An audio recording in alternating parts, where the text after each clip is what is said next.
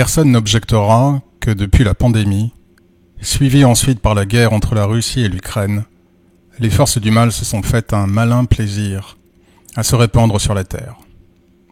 Mensonges, illusions, propagande, contrôle du narratif et des pensées, coercition sont devenus les valeurs par défaut subies par l'humanité. Comme dans toute guerre, les forces maléfiques sont parvenues à créer la division, avec, comme dans une guerre, le camp de ceux qui obéissent et celui de ceux qui refusent. L'année 2024, en majeure partie, s'est poursuivie dans cette dynamique. La montée de l'antisémitisme mondial, de l'islamisme, les guerres, les forces de censure ont sensiblement avancé. La France, d'ailleurs, en est un bel exemple. Censure de chaînes, volonté de censure de réseaux sociaux ou d'opinions jugées trop dérangeantes pour le narratif global. Également jeu de chaises musicales d'un côté entre ceux qui ont le pouvoir, souhaitent le pouvoir ou souhaitent le conserver, et peuple opprimé de l'autre. Pour autant, un vent nouveau a vu le jour en cette fin d'année 2024. Honnis par les uns, adulés par les autres, les forces de division continuent à se répandre sur Terre.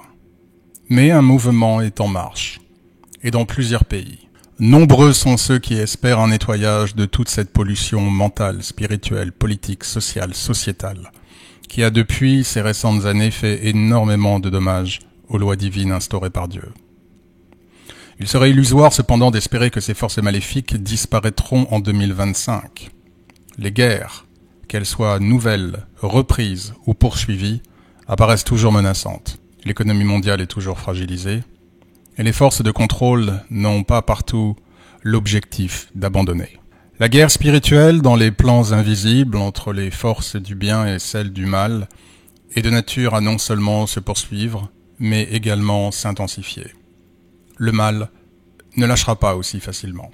Cependant, il serait hasardeux de dire que l'humanité n'avance pas, et chaque année passée est une année de moins avant l'émergence de nouvelles forces, et bien plus auspicieuses.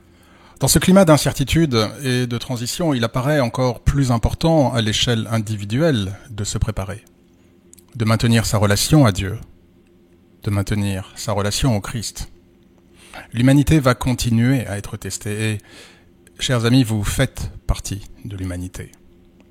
Il est par conséquent fondamental que lorsque la température monte à un point insoutenable, vous ayez veillé à porter votre combinaison protectrice.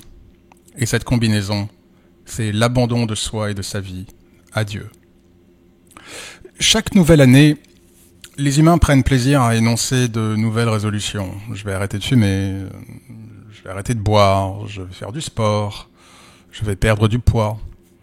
Mais peu prennent prétexte de cet artifice temporel terrestre que représente une nouvelle année pour prendre des résolutions spirituelles.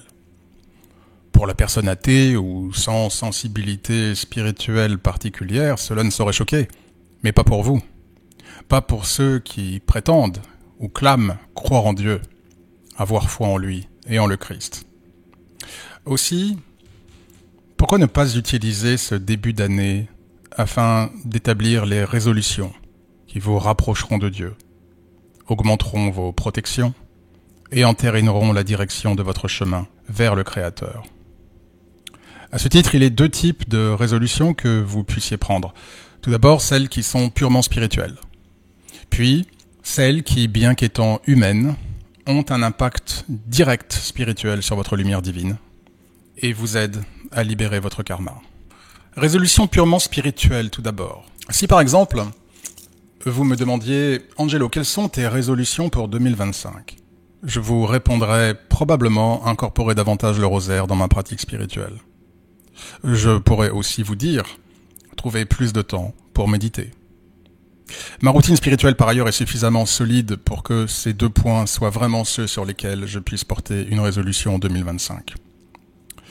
Concernant les décisions humaine, mais à impact spirituel, je suis déjà sur une dynamique positive. Je donne de mon temps à la charité, que ce soit dans le cadre de mon travail ou dans la rue ou avec toute personne qui croise mon chemin.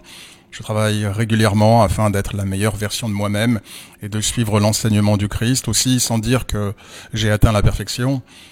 Plusieurs cases sont déjà cochées et j'envisage de poursuivre et de développer davantage ces traits.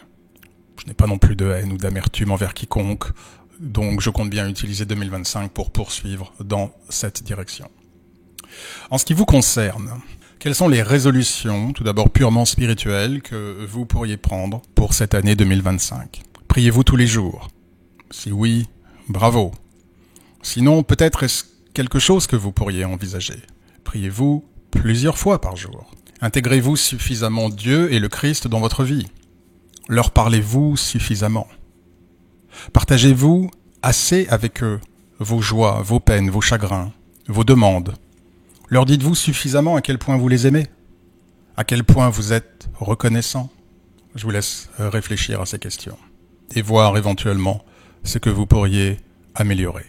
Concernant les décisions humaines que vous pourriez prendre mais qui affecteraient positivement votre karma et votre lumière divine, quelques suggestions. Toutes ne s'appliquent peut-être pas à vous, mais je les indique juste afin d'illustrer le propos et de vous donner des idées de réflexion.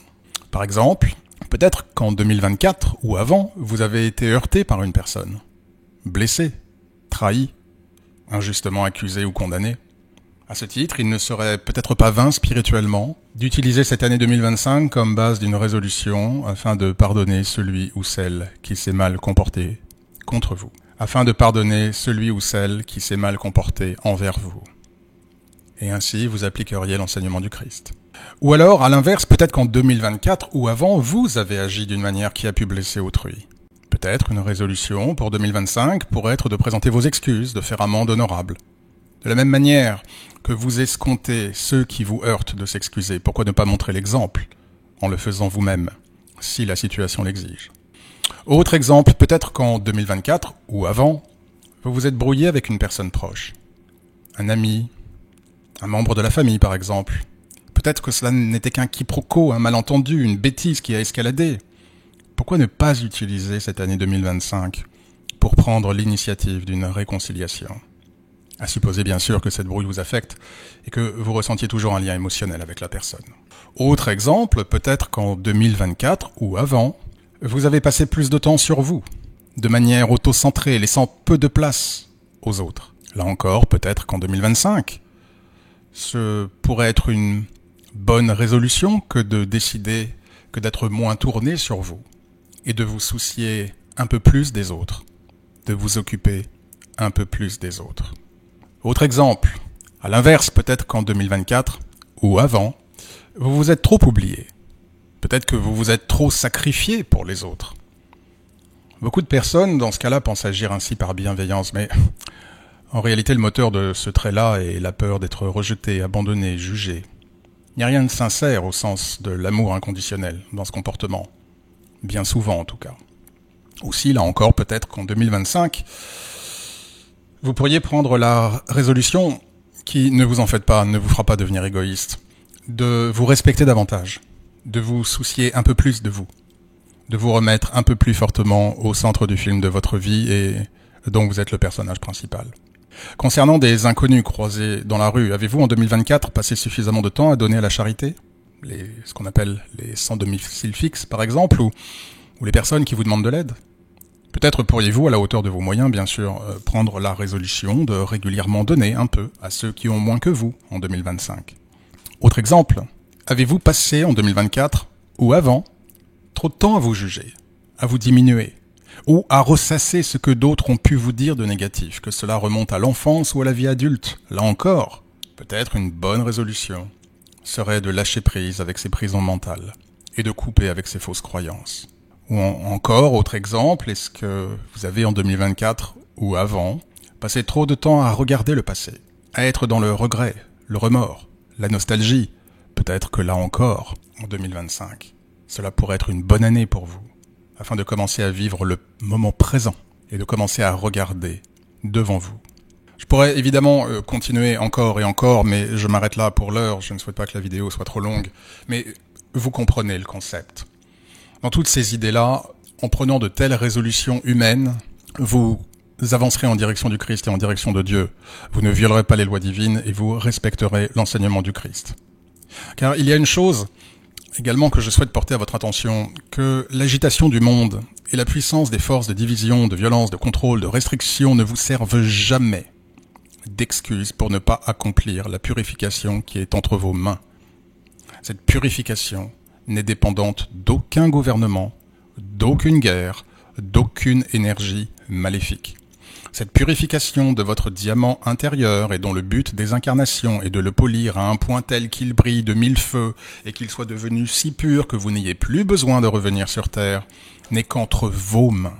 Vous n'êtes pas responsable des décisions des gouvernements. Vous n'êtes pas responsable des décisions des pantins, des forces du mal, ni du mal lui-même.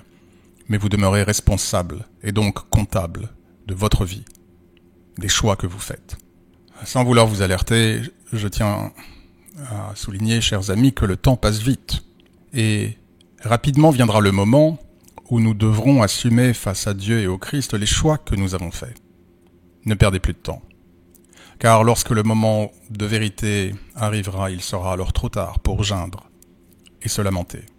Je vous laisse réfléchir à tout ce dont je viens de parler. Je ne souhaite pas faire une vidéo de 30 minutes ou de 26 minutes en parlant de telle guerre et de tel conflit et de telle personne. Demeurons positifs, car le temps commence à manquer. Le temps presse. Il est dès lors fondamental pour nous, indépendamment de ce qui se passe dans le monde, d'être au bon endroit, de faire les bons choix et de prendre la bonne direction, une fois de plus. Peu important les circonstances du monde, rien ne vous empêche de faire les bons choix, si ce n'est vous-même. Je souhaite à toute ma communauté une merveilleuse année spirituelle 2025. Puisse cette année vous voir prendre les décisions spirituelles pures ou humaines à impact spirituel qui vous rapprocheront de Dieu. Et cela, peu important les tourmentes du monde. Et cela, peu important les agitations du monde. Restez forts, chers amis. Revenez toujours aux lois divines, revenez toujours à l'enseignement du Christ et voyez à chaque instant de votre vie comment vous pouvez agir en conformité avec ces lois et ces enseignements. Prenez soin de vous, de ceux que vous aimez et qui vous aiment. Merci à tous pour vos messages et en attendant la prochaine vidéo, que Dieu vous bénisse.